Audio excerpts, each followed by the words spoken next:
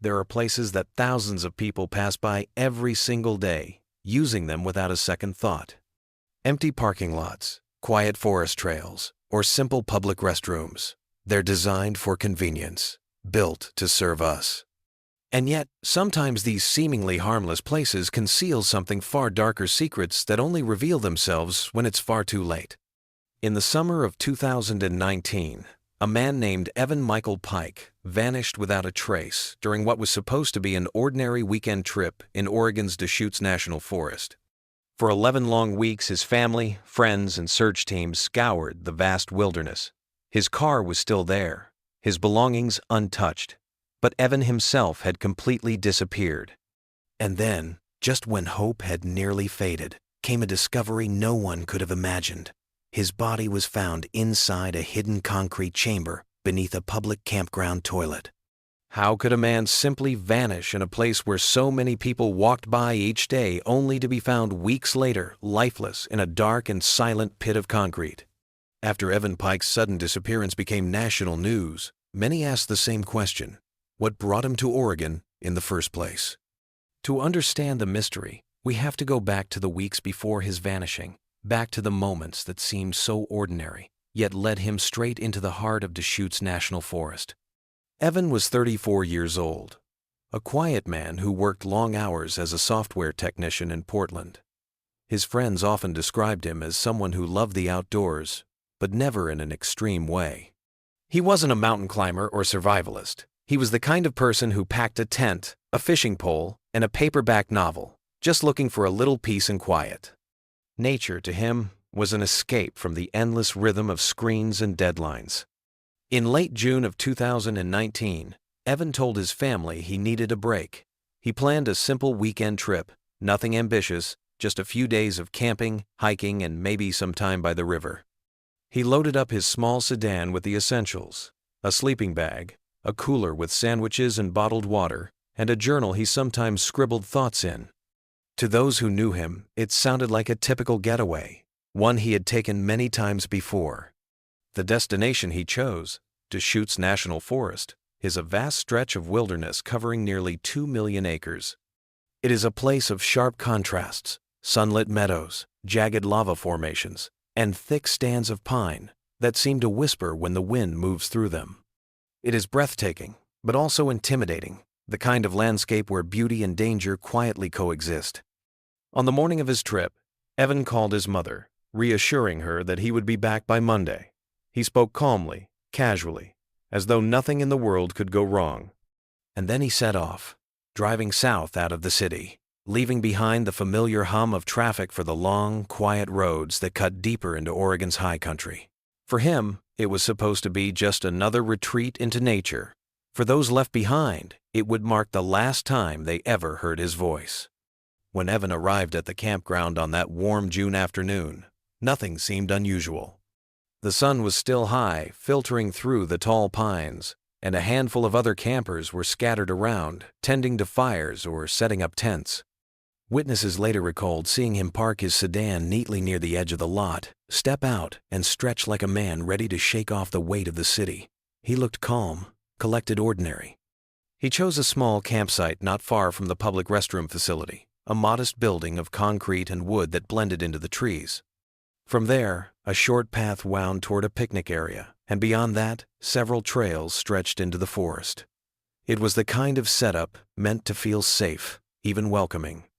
That evening, Evan was seen unpacking his gear, setting up his tent with practiced ease. He even chatted briefly with a family camping nearby, asking about trail conditions and the river's water level. Nothing in his demeanor suggested trouble. By nightfall, the sounds of crackling fires and quiet conversations filled the campground, and Evan settled into what should have been a peaceful night. The next morning, around 8 a.m., several people noticed him walking with a small backpack slung over one shoulder. He carried a water bottle, a snack, and his journal. He told the family he had spoken with the night before that he was going to take a short walk and would be back by lunch. That was the last confirmed sighting. Hours passed. Noon came and went, but his car remained untouched, his tent still neatly arranged. At first, no one thought much of it. People wander further than expected all the time. But by late afternoon, unease began to grow. His campsite looked frozen in time, as though he had only stepped away for a moment. Yet no one saw him return. As evening fell, the nearby family grew concerned. They knocked on his tent flap, called his name, and eventually reported his absence to the campground host. By then, the forest had already grown dark, the air chilling, the sounds of crickets rising in the shadows. Searchers began with the obvious. They walked the trails leading from the campground, calling out, shining flashlights into the underbrush. But there was no response, only the rustle of wind through pine needles. Only the echo of their own voices, fading into the night. By midnight, it was clear something was wrong. Evan's car keys, wallet, and most of his food were still in the tent. His phone lay on the sleeping bag, switched off, as though he hadn't planned to be gone long. There was no sign of a struggle, no scattered belongings, no footprints that led to answers. For the first time, fear settled over the campground. A man had walked away in broad daylight, just steps from other people, and simply disappeared. And as the night deepened, a grim realization took hold. The forest had swallowed him, and no one knew where to begin looking. By the following morning, Evan's disappearance was no longer just a matter of late return. It had become a full-scale concern. The campground host contacted the local sheriff's office, and within hours, search and rescue teams began to assemble. Volunteers, law enforcement, and even fellow campers joined in, combing the immediate area where he was last seen. At first, the search felt methodical and hopeful. Dogs trained to track human scent were brought in, weaving through the trails with handlers close behind. Helicopters circled overhead, their rotors slicing the still forest air, scanning for any sign of movement. Volunteers fanned out in carefully spaced lines, calling his name into the trees, their voices carrying through the quiet wilderness. Yet the forest seemed to answer with silence. The initial optimism faded quickly. Not a single clue emerged, not a torn piece of clothing, not a footprint in the soft soil, not even a broken branch to suggest where he had gone. His car still sat in the lot, untouched. His campsite looked the same as he had left it. It was as though he had stepped off the earth itself. As days turned into a week, the search grew increasingly desperate. Authorities expanded the perimeter, bringing in more specialized teams. Divers searched nearby streams and ponds, probing the murky waters for any sign. Heat-detecting drones scanned the forest canopy.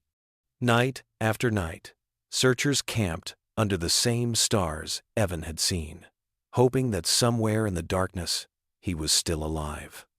Rumors began to swirl among the volunteers and locals. Some whispered that perhaps he had fallen victim to a wild animal, though no tracks or signs of struggle supported that theory. Others speculated he had wandered too far, succumbed to dehydration or injury, and was lying just beyond reach. A darker theory began to emerge, too, that perhaps someone had done this to him. That in a forest so vast, another presence had gone unnoticed. The family, devastated, refused to leave. Evan's mother was often seen clutching a small photograph of her son near the command post, her eyes scanning the tree line as though he might appear at any moment. His friends drove in from Portland, distributing flyers, posting his face on trailheads and gas stations. Strangers online debated possibilities, while those on the ground continued to walk mile after mile, only to return empty-handed. By the third week, exhaustion and frustration began to erode the search effort. Resources dwindled. Volunteers returned home. Law enforcement, stretched thin, admitted publicly that leads were non-existent. Still, the family begged them to continue, convinced Evan would never have left willingly, that someone must have intervened. But the most unsettling detail of all was this. The very building that stood just steps from Evan's tent, the campground's public restroom, had been searched multiple times. Rangers had opened doors, checked inside, and moved on, finding nothing unusual. The concrete walls and the ground beneath were dismissed as safe, unremarkable, and irrelevant. No one imagined that beneath that structure, hidden in plain sight, lay a chamber that would hold the answer all along. And for 11 long weeks, while hundreds of people walked past it daily, Evan remained there, unseen, unheard, and forgotten, until the day the forest finally gave up its secret. For the first few days after the official search was scaled back, the forest around Deschutes still echoed with voices calling Evan's name. But as the weeks dragged on, those voices grew fewer and fewer. Search tents were packed up, helicopters moved on to other missions. The once bustling command post was reduced to a lonely bulletin board with Evan's photograph tacked to it, the paper curling under sun and rain. For Evan's family, however, time seemed frozen. His mother refused to take down the missing flyers, even as they weathered and tore in the wind. She would drive back to the campground every weekend, standing near the same restroom, staring out at the same trails, whispering her son's name as though he might answer. His sister, meanwhile, kept calling his phone, knowing it would go to voicemail but unable to stop herself from trying.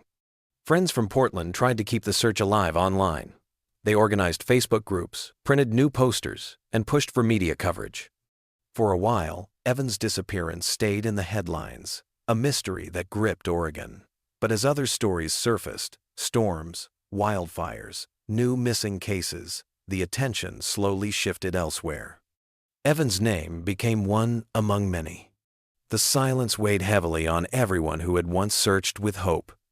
Questions lingered in the air like ghosts. How does someone vanish in a place so public? Where could he possibly be? Theories multiplied, none with proof. Some believed he had staged his own disappearance, though his untouched car and abandoned campsite argued against it. Others insisted foul play, but without evidence, police could not act. Meanwhile, the forest remained indifferent. Tourists came and went, pitching tents, cooking meals, laughing around campfires, often just steps away from the restroom that had already been checked and cleared. Families used it daily, never realizing what lay just beneath their feet. In a cruel twist of fate, the answer was right there, hidden in plain sight while loved ones searched miles away. For Evan's parents, the 11th week was the hardest. By then, hope had grown thin, stretched between fragile faith and crushing despair. His mother described waking each night from the same dream. Evan calling out to her from a dark enclosed space, his voice muffled, fading. Each morning, she would wake with tears on her pillow, unsure if it was only grief or something closer to truth. Even the search and rescue volunteers, hardened by years of tragedies, admitted this case haunted them.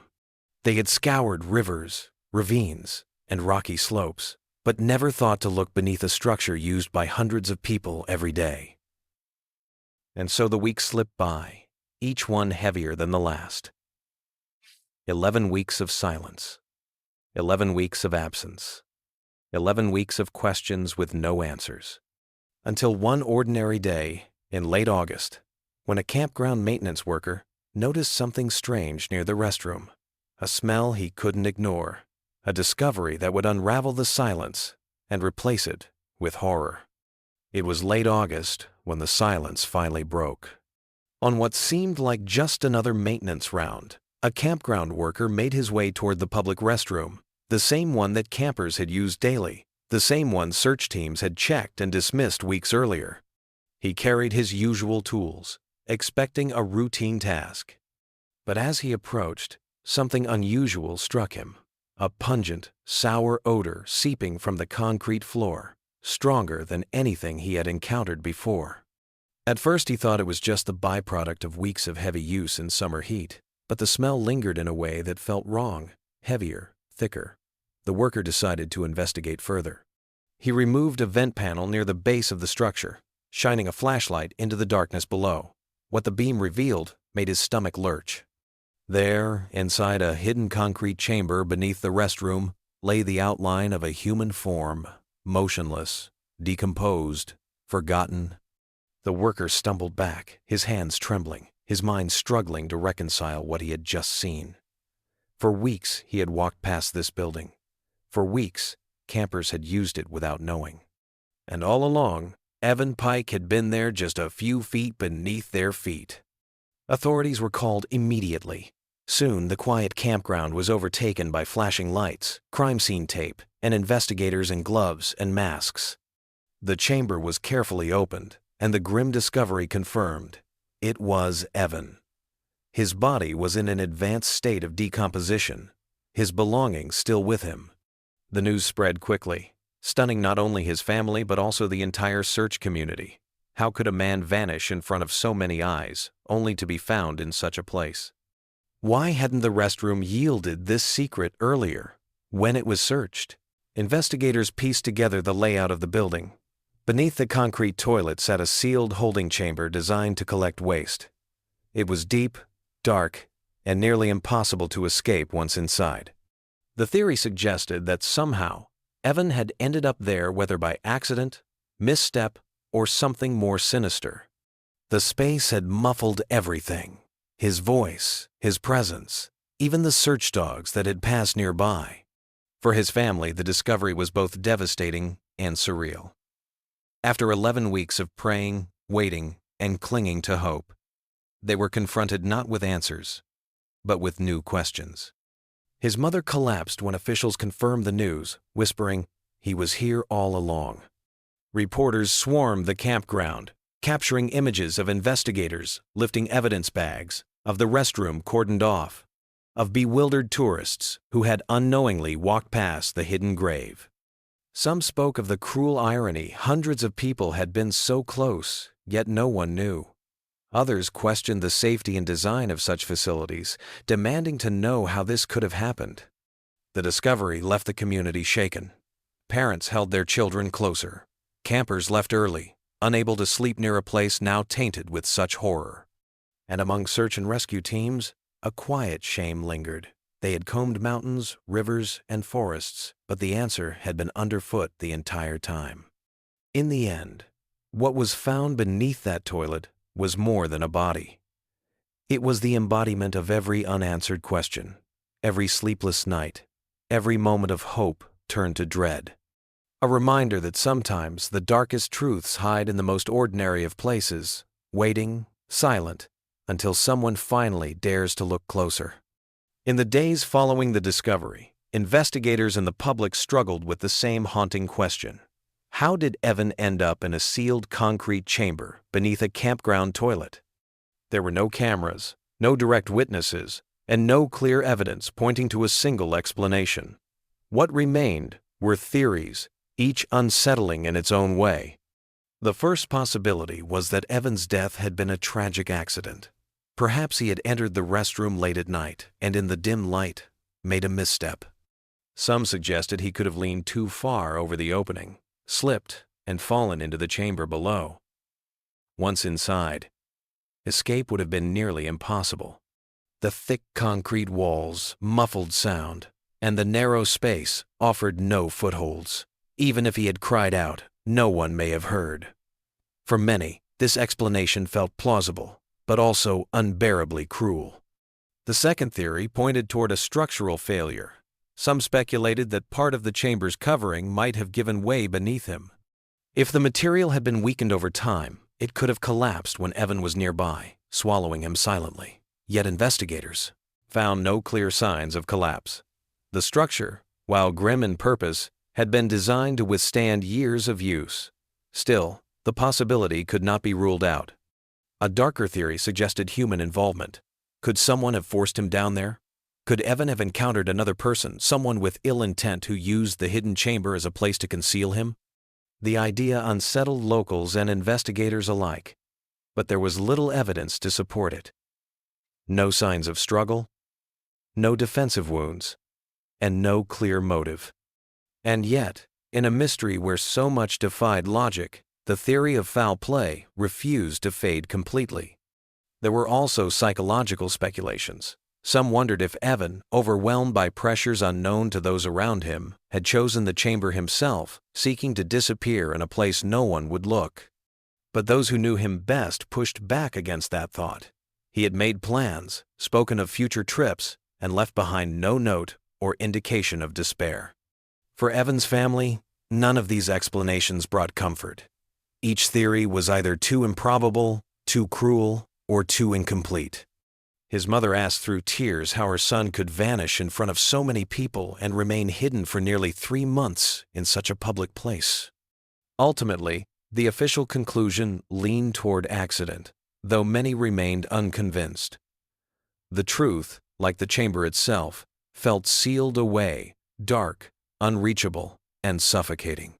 And so the story of Evan Pike became not just a tragedy, but a warning. A reminder that even in places built for safety and convenience, danger can lurk unseen. And sometimes, the answers we search for remain forever trapped in silence, just out of reach. Evan's story lingers like an echo that refuses to fade. Even after investigators packed up, after reporters turned their cameras elsewhere, the image of a man lying unseen beneath the very feet of those searching for him still haunts anyone who has heard it. There is something profoundly unsettling about a disappearance that hides in plain sight, where the answer is not buried deep in the wilderness, but in the most ordinary of places, a public restroom, a slab of concrete, a place people walk past every single day. For his family, the discovery closed one door, but opened another, heavier one. They no longer wondered where he was, but instead, how this could have happened, and why no one thought to look closer. The grief of knowing he had been so close all along is a wound that may never heal. For them, every trip back to Deschutes carries not just sorrow, but also anger, a frustration with the silence, the oversight, and the cruel irony of it all. For the rest of us, Evan's story is a reminder of how fragile the line is between safety and tragedy. We move through familiar spaces without question, parking lots, rest areas, campgrounds, trusting that their design protects us. But the truth is harsher. Even in the places meant to serve us, danger can hide in the shadows, waiting for a single misstep. And so, the lesson left behind is both practical and deeply human. When we travel, we must stay vigilant, attentive to our surroundings, and cautious even in the most ordinary settings.